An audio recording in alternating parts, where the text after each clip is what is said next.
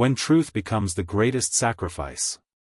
The grand ballroom falls silent as the tall figure of Reed Matthews strides purposefully down the aisle, his determined gaze fixed on the woman in white standing at the altar. Naomi Turner's eyes widen in recognition, her fingers tightening around her bouquet as whispers ripple through the seated guests. "I object," Reed's deep voice echoes against the vaulted ceiling, sending crystalline champagne glasses trembling on nearby tables. "This marriage is built on lies." The elegant groom, Wesley Pierce, steps protectively in front of Naomi, his charming smile replaced by a cold glare. "Security, please remove this man." But Naomi raises her hand, stopping the approaching security guards. Her voice steady despite the tremor in her heart, "I want to hear what he has to say." Reed pulls documents from his jacket. "Wesley isn't who you think he is, Naomi. He's working with Omar, the same man who destroyed our marriage." Gasps ripple through the crowd as Naomi's perfectly composed facade begins to crack, the weight of 5 years of misunderstandings crashing down around them. "What would you sacrifice for love, your reputation, your fortune, or the truth itself?" Hello once again, my beautiful Love Diaries family. Today, we journey into a story that asks the most profound question about love: how much would you give up for it? Sometimes, the greatest act of love isn't building something together, it's tearing yourself apart to protect someone else. Our story today explores the thin line between sacrifice and betrayal, and how sometimes, the truth becomes the most painful gift we can offer. Reed and Naomi's journey reminds us that real love doesn't always look the way we expect. Sometimes it's messy, complicated, and demands more than we believe we have to give. Before we dive into their unforgettable story, I'm curious, where in this beautiful world are you watching from today? Whether you're in a bustling city or a quiet countryside, drop your location in the comments below. I love knowing our Love Diaries family spans across this magnificent globe. Now, prepare your hearts, my dears. This emotional journey might just change how you view love forever.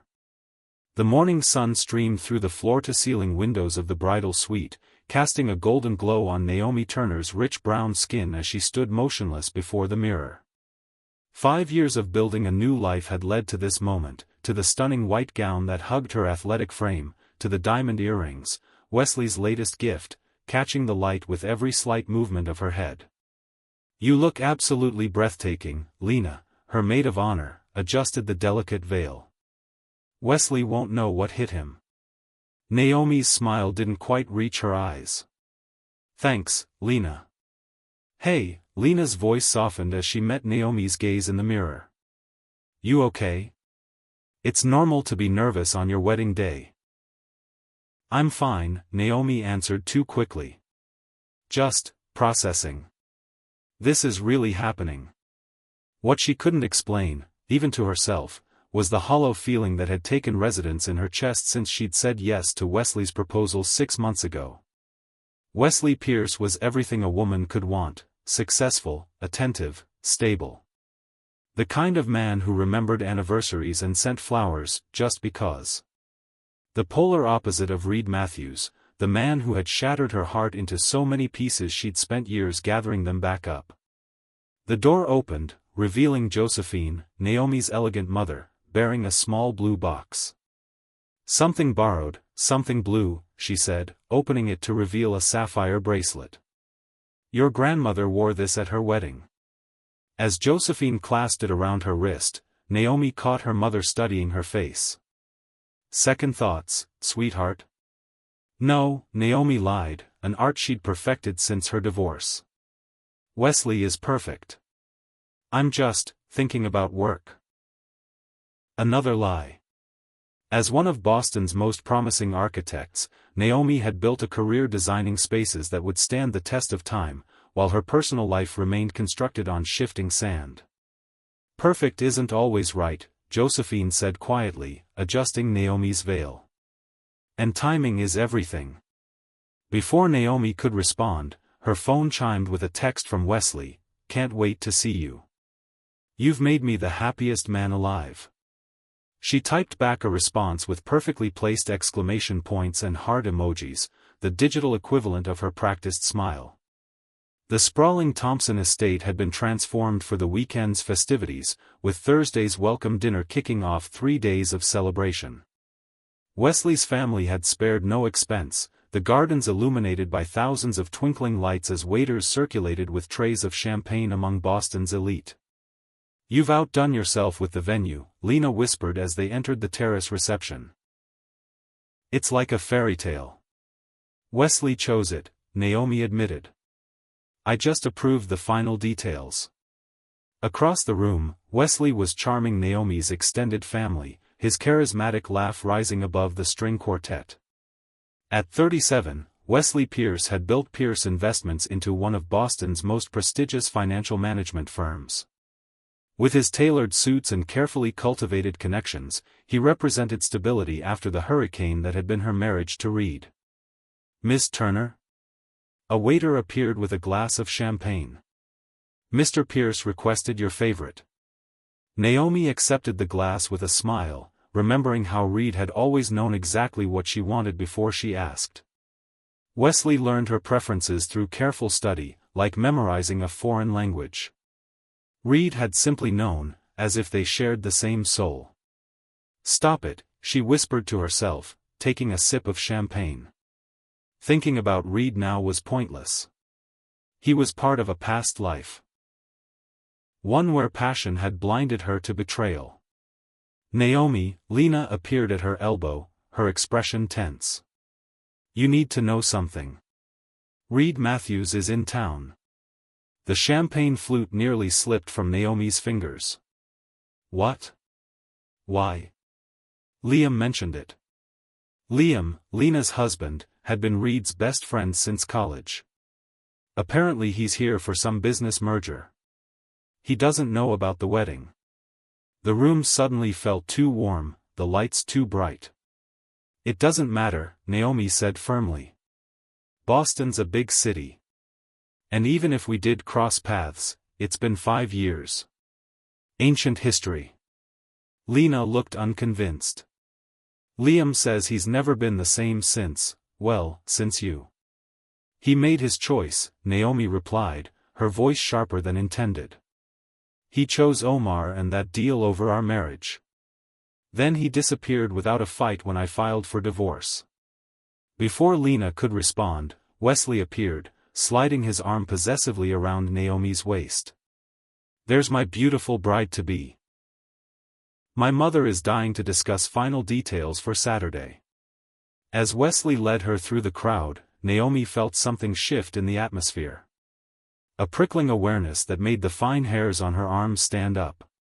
She turned toward the entrance, and time seemed to stop. Reed Matthews stood in the doorway, his tall frame silhouetted against the night sky, those piercing blue eyes scanning the room before locking with hers across the crowded terrace. 5 years had only enhanced his presence, the angular jawline now sporting a neatly trimmed beard, silver threading at his temples. He wore no tie with his dark suit, the top buttons of his shirt undone as if formal dress codes were beneath him, exactly the kind of subtle rebellion that had once made her heart race. And God help her, it still did. Have you ever had a moment where your past suddenly crashed into your present? Share your experience below. Chapter 2. The rehearsal dinner the following evening was a study in elegant tension. Naomi navigated the room like the professional she was, accepting congratulations and sharing the carefully scripted story of how Wesley had proposed during a weekend in Paris. Yet her awareness remained fixed on Reed's presence on the periphery of the gathering, invited as Liam's +1 after Wesley had graciously, if reluctantly, extended the invitation. "You never mentioned he'd be this handsome," Wesley murmured against her ear, his fingers tightening around her waist as Reed exchanged pleasantries with distant relatives across the room. "Your ex-husband is quite the topic of conversation." Ancient history, Naomi repeated her earlier mantra, though her body betrayed her with a slight shiver as Reed's deep laugh carried across the room. The evening progressed with practiced smiles and polite conversation until Naomi found herself alone at the bar, waiting for a fresh glass of wine. The hairs on the back of her neck stood up seconds before that familiar voice. Deeper now, roughened by time, spoke behind her. "Hello, Naomi." She turned slowly, steeling herself against the impact of his proximity. "Reed." Up close, the changes in him were more apparent. A scar that hadn't been there before traced his left eyebrow, and something in his eyes had hardened, as if he'd witnessed things he couldn't unsee. "Congratulations," he said, the word carrying none of the warmth others had offered all evening. "Wesley seems suitable." "He is," she responded, lifting her chin. "Consistent. Trustworthy." Reed flinched almost imperceptibly at the last word. "I see. What are you doing here, Reed?" The question escaped before she could contain it. "Business," he answered simply. "The Blackwood merger. I had no idea I'd be walking into your wedding week." "Well, now you know."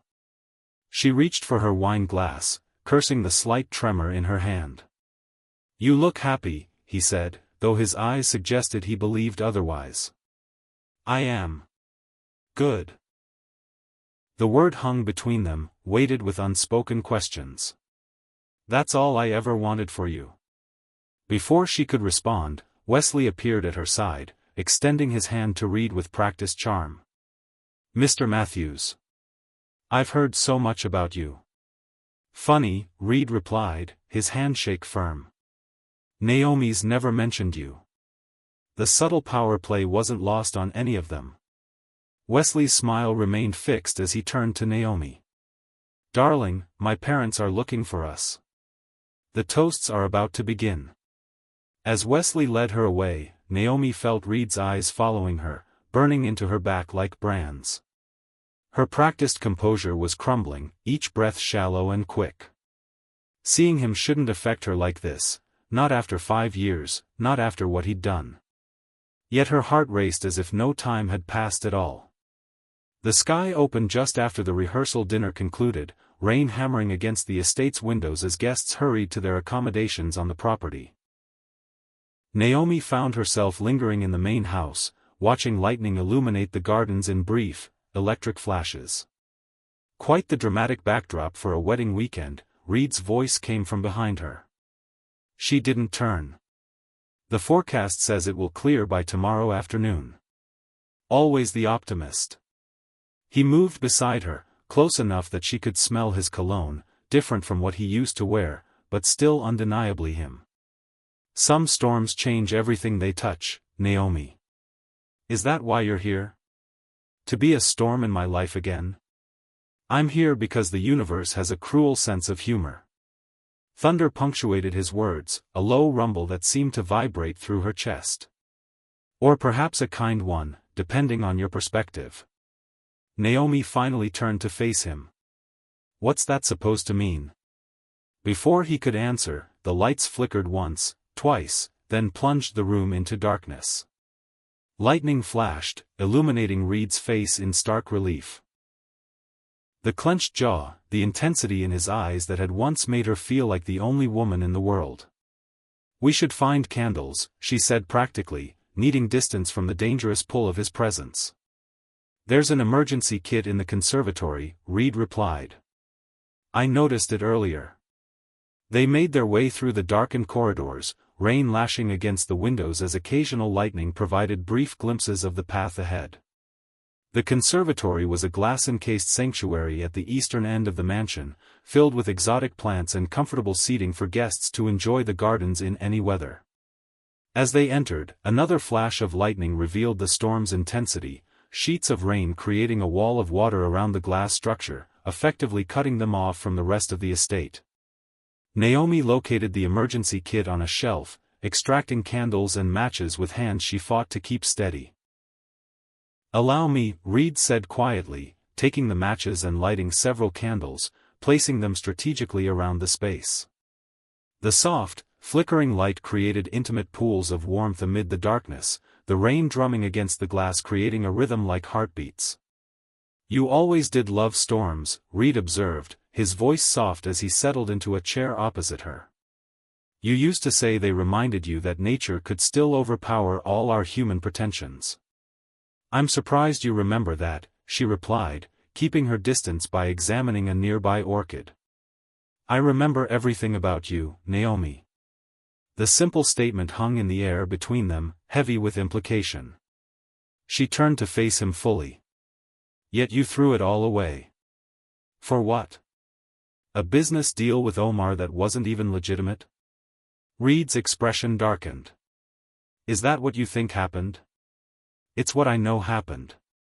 You betrayed our company, our dream, by selling information to Omar. Information I had trusted you with. The pain resurfaced as if it had happened yesterday, not 5 years ago. You destroyed everything we built together. Reed stood slowly, his height emphasized in the confined space. You never asked for my side of the story. You believed Omar's version without question. The evidence was irrefutable, Reed. Your signature was on those documents. And you never wondered why I didn't fight the accusations? Why I accepted the blame and walked away from everything, including you. Naomi faltered, her certainty wavering for the first time in years. You disappeared after the divorce. Left the country. What was I supposed to think? Reed moved closer, his voice lowering. You were supposed to know me, Naomi. Know that I would cut off my own arm before I would ever hurt you. Lightning flashed again, illuminating the raw emotion on his face, the years of unspoken pain. Then why? She whispered, her defenses crumbling. Why did you let me believe you betrayed me? Because the truth would have destroyed you. He reached out tentatively, his fingers barely brushing her cheek before falling away. And I loved you too much to let that happen. The candle flames flickered as if disturbed by the weight of his confession, casting dancing shadows across his face. Rain continued to isolate them from the outside world, creating a pocket of time where only truth could exist. What truth? Naomi pressed, her heart hammering against her ribs. Reed closed his eyes briefly, his shoulders sagging as if finally putting down a heavy burden. Omar was targeting you, not me. He discovered irregularities in the permit applications for the West Side project, irregularities that could have resulted in criminal charges against you as the lead architect. Naomi froze. That's impossible. I followed every regulation to the letter. Omar fabricated evidence suggesting otherwise. He approached me privately, offering a deal. He would bury the evidence against you if I provided insider information about our other projects and took public responsibility for the West Side issues. Why wouldn't you tell me this? We could have fought him together. Reed's laugh held no humor. Omar had connections with the licensing board, the city council. He made it clear that if I warned you, he would ensure you never worked as an architect again. Your reputation, your career, everything you'd worked for since you were 16, gone. So you sacrificed yourself instead. The realization washed over her like cold water. It wasn't a sacrifice, Reed said softly. It was the only choice. You are your work, Naomi. It's in your blood, your soul. I couldn't be the reason you lost that. Naomi sank onto a nearby bench, memories realigning themselves into a new, devastating pattern. All these years. I never betrayed you, Reed said, remaining where he stood. But I needed you to believe I had, so you would let me go without looking back. The storm outside began to ease, the thunder growing more distant as rain thinned to a gentle patter against the glass. But inside Naomi, a new storm was just beginning to form. Chapter 3. The morning of the wedding rehearsal dawned clear and bright, as if the previous night's storm had washed away all imperfections. Naomi moved through the day in a fog, Reed's revelations echoing in her mind as she smiled at appropriate moments and answered questions about flower arrangements and seating charts. You seem distracted, Lena observed as they reviewed the processional order. Did something happen last night during the power outage? Naomi hesitated. I spoke with Reed. Lena's eyes widened. And? He told me his version of what happened with Omar. Naomi's voice dropped to ensure privacy. Lena, what if everything I believed about our divorce was wrong? What did he say? Before Naomi could answer, Wesley approached, sliding his arm around her waist possessively. There's my beautiful bride. The wedding planner needs your opinion on the lighting for tomorrow's reception. As Wesley led her away, Naomi caught sight of Reed entering with Liam, his expression carefully neutral as their eyes met across the garden. The connection between them felt tangible, a living thing that stretched and contracted with their proximity. Later that evening, after declining a dinner invitation from Wesley's parents, Naomi found herself drawn to her architectural studio. The converted warehouse space had been her sanctuary since the divorce, high ceilings and exposed brick housing the dreams she'd rebuilt from ashes. She was reviewing plans for her latest project when a knock on the door startled her. Reed stood in the doorway, backlit by city lights, a manila envelope in his hand. Liam told me I might find you here, he said, stepping inside without waiting for invitation. Some habits never change. You always did retreat to work when emotions became too complicated. What are you doing here, Reed? She remained behind her drafting table, the physical barrier a poor substitute for the emotional walls she needed. You deserve the complete truth. He placed the envelope on her desk. About Wesley. Naomi stared at the envelope without touching it. What about Wesley? He's working with Omar. Reed's voice was gentle but firm. The Blackwood merger I came to Boston for? It's a shell corporation acquisition. Omar's using Wesley's firm to launder money through real estate developments, the same pattern he tried with us 5 years ago. That's ridiculous. But even as she protested, pieces were falling into place. Wesley's sudden interest in her Harborview project, his persistent questions about zoning variances, his insistence that she meet with specific contractors. Look at the documents, Naomi. Reed pushed the envelope closer. Wesley approached Omar 3 months ago. Right around the time he proposed to you. Her fingers trembled as she opened the envelope, spreading photographs and financial statements across her drafting table. There was Wesley, shaking hands with Omar outside an office building. Bank transfers with Wesley's signature alongside corporate entities she recognized from her divorce proceedings. This doesn't prove anything, she insisted weakly. Business meetings happen all the time. Check the dates, Reed said quietly. The first meeting was 2 days before he proposed. The second transfer happened the day after you announced your engagement. Naomi sank into her chair, the weight of betrayal, again, threatening to crush her. Why? Why would he do this? Your Harborview project is valuable, Naomi. The permits alone are worth millions in the right hands. And your connection to me. Reed hesitated. Omar never forgave me for protecting you. Using Wesley to get to both of us would be the ultimate revenge. How did you find this? I never stopped watching Omar, Reed admitted. After what he did to us, I made it my mission to understand his operation. When I saw Wesley's firm on the Blackwood acquisition paperwork, I started digging. Naomi stared at the evidence before her, her carefully constructed new life crumbling around her. I can't believe I was so blind. Again.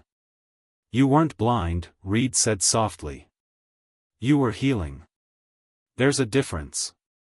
She looked up at him, really seeing him for the first time since he'd reappeared in her life.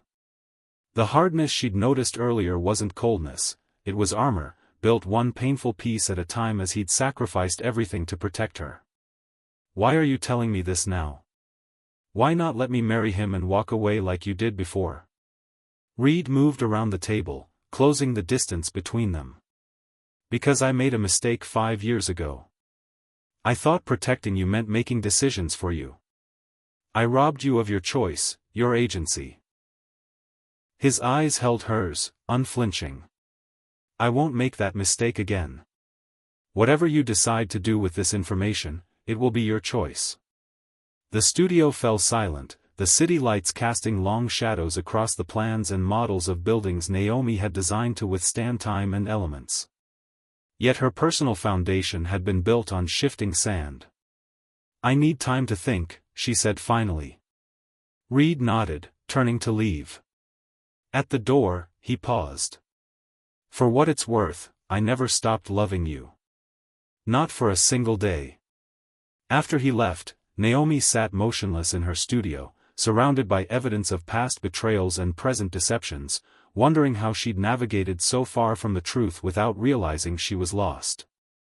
When have you discovered something about someone you trusted that changed everything? How did you handle that revelation? Chapter 4. The morning light streamed through the floor-to-ceiling windows of Reed's penthouse office, illuminating the man himself as he stood with his back to the door. The city of Boston spread below him like a kingdom he no longer desired. The sound of the door opening didn't cause him to turn, he knew who it would be. "You were right." Naomi's voice was steady despite the sleepless night evident in the shadows beneath her eyes. "I spoke with Wesley this morning. Asked him about Omar. He didn't even try to deny it." Reed turned then, taking in her appearance, hair pulled back in a severe ponytail, wearing jeans and a simple blouse rather than the designer outfits Wesley preferred. She looked more like herself than she had since he'd returned. "What did he say?" "That it was just business. That Omar approached him with an opportunity too lucrative to pass up." Her bitter laugh held no humor. "He actually had the nerve to tell me that our marriage would have protected me from any unfortunate legal complications that might arise." Reed's jaw tightened. "Exactly Omar's playbook. I ended it." She moved further into the office, her fingers trailing along the sleek conference table. "Returned the ring. Told him the wedding is off." "I'm sorry," Reed said, meaning it despite everything. "Are you?" Her eyes met his, challenging. "I'm sorry you were hurt again. That you had to go through this." He remained where he was, giving her space. "But I'm not sorry you discovered the truth before making a terrible mistake." Naomi crossed to the wall of windows, standing beside him to look out at the city. "5 years ago, in this very office, I told you I never wanted to see you again. I remember." The memory was etched into him like a scar, her tear-streaked face, the papers trembling in her hand as she placed her wedding ring on his desk. "You let me walk away believing you were the villain." She turned to face him fully. "I need to understand everything, Reed. No more half-truths or protected secrets." Reed gestured to the conference table where a stack of folders waited. "It's all there.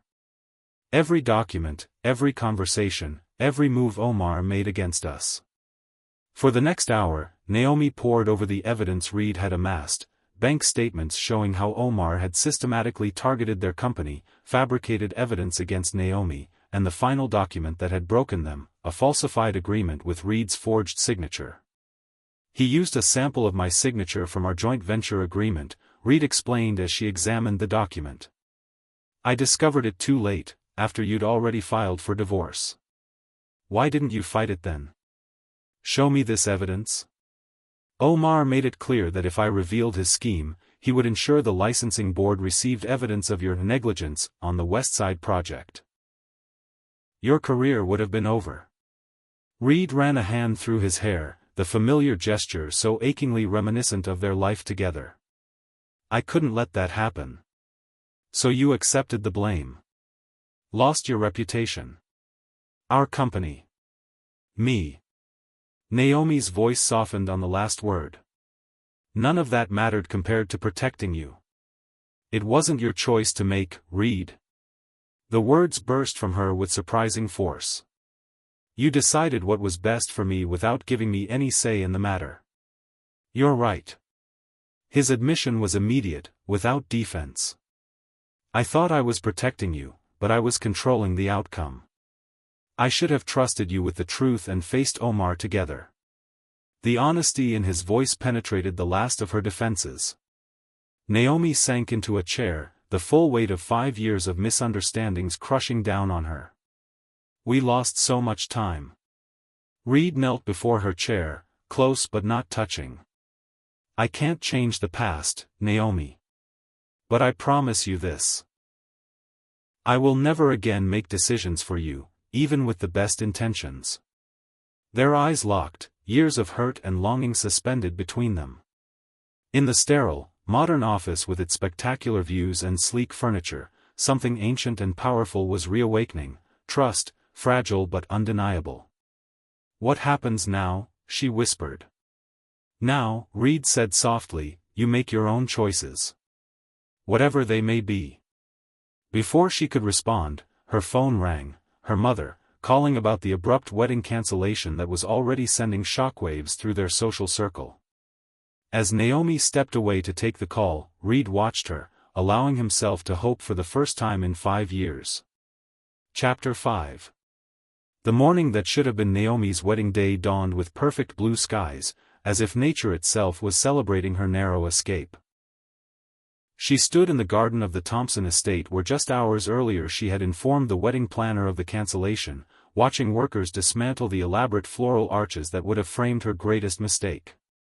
You're doing the right thing, Josephine said, appearing beside her daughter with 2 cups of coffee. I never trusted Wesley. Too perfect. You might have mentioned that before I sent out 300 invitations, Naomi replied, accepting the coffee with a wry smile.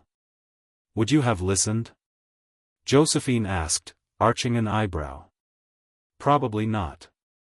Naomi sighed, watching a worker carefully packing away crystal vases. I was so determined to build a safe, predictable life after Reed, I couldn't see the warning signs. Speaking of Reed, Josephine said carefully, Lena mentioned he's the one who uncovered Wesley's connection to Omar. He's been tracking Omar for years, Naomi confirmed. Gathering evidence, building a case. That's quite a commitment for a man who supposedly betrayed you. Josephine's tone was deliberately casual as she sipped her coffee. He didn't betray me, Mom. The admission felt like releasing a breath she'd been holding for 5 years. He sacrificed everything to protect me. Josephine nodded slowly. I suspected as much. A man doesn't look at a woman the way Reed looked at you, then casually throw it all away. How do I fix this? 5 years of believing he was the villain in our story, when he was actually the hero. Start by trusting your instincts again, Josephine said simply. You always knew who Reed Matthews really was. That's why you married him in the first place. Before Naomi could respond, Lena rushed toward them, her expression tense. Wesley's here. With Omar. They're demanding to speak with you. Naomi's stomach clenched, but she straightened her shoulders. Where? The main house. Liam is stalling them, but they're threatening legal action for breach of promise. That's ridiculous, Josephine scoffed. Naomi ended the engagement for cause. They're claiming business defamation, Lena explained. Wesley says Naomi accused him of illegal business practices without evidence. Oh, there's evidence, Naomi said grimly. And Reed has it all. As if summoned by her words, Reed's tall figure appeared at the garden entrance, Liam at his side. When he saw Naomi, relief crossed his features. You're all right, he said, crossing to her quickly. Liam said Wesley and Omar were here. They're demanding to speak with me. Naomi's voice remained steady despite the flutter of anxiety in her chest. Threatening legal action. Reed's expression hardened. Omar's desperate. The evidence I've gathered is enough to bring down his entire operation. Wesley's firm too. Then let's end this, Naomi said, meeting his gaze. Together. The way we should have 5 years ago. Something shifted in Reed's eyes, hope, fragile but undeniable. He offered his hand, and when Naomi took it, their fingers intertwined with familiar certainty. They found Wesley and Omar in the estate's grand library, an unlikely alliance of expensive suits and calculated charm. Omar's eyebrows rose at the sight of Reed and Naomi entering hand in hand. Well, isn't this cozy, Omar remarked. The star-crossed lovers reunited. This is a private matter between Naomi and myself, Wesley said coldly. You're not welcome here, Matthews. Actually, he is, Naomi replied, her grip on Reed's hand tightening. Whatever you have to say to me, you can say to both of us. Wesley's practiced charm slipped, revealing the calculation beneath. Fine. Your baseless accusations about my business dealings with Mr. Rahman constitute defamation.